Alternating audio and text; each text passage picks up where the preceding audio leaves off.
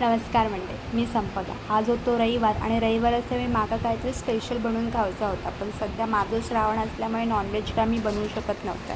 मग ठरवलं की मस्तपैकी घरच्या घरी उकडीचे मोदक बनवायचे. सुरुवात केली की नारळ फोडण्यापासून.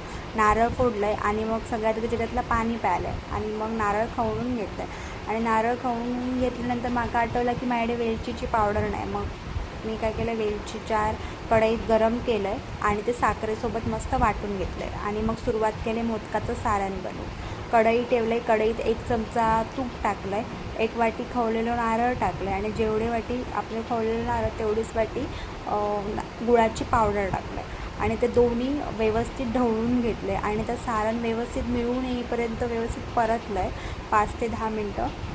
आणि मग मला वाटलं की ते सारण व्यवस्थित मिळून येईल, तेव्हा मग मी गॅस तो बंद केले आणि अर्धा चमचा मग वेलची पावडर टाकली आणि पुन्हा मग ते व्यवस्थित ढवळून घेतले आणि मग एका साईड मोदकाची उकड काढून घेतलं आहे.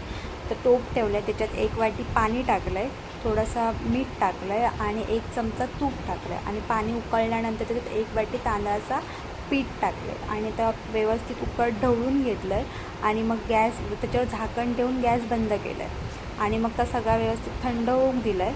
मग तर पीठ एका परातीत काढून घेतलं आहे आणि पीठ व्यवस्थित हातात मळून घेतलं आहे, कारण जी आपण मोदकाची पारी बनवतो ना ती फाटता कामा नये, तुटता कामा नये, त्याच्यामुळे त्या पीठ व्यवस्थित मळून घेतले. मळून घेतल्यानंतर मग मी एक मोदकात छान आकार देत मोदक बनवून घेतले. सगळे मोदक व्यवस्थित वाफवून घेतले आणि ते गरमागरम मोदक झाल्यावरच मला ती बघून खाऊची इच्छा झाली होती. मग मोदक बनवून झाल्यानंतर माझा थोडासा खवलेलं नारळ उरलं होतं, म्हणून मग तो वाया जाऊ नको म्हणून मग मी त्याच्यापासून टोमॅटोचं सार बनवायचं ठरवलं.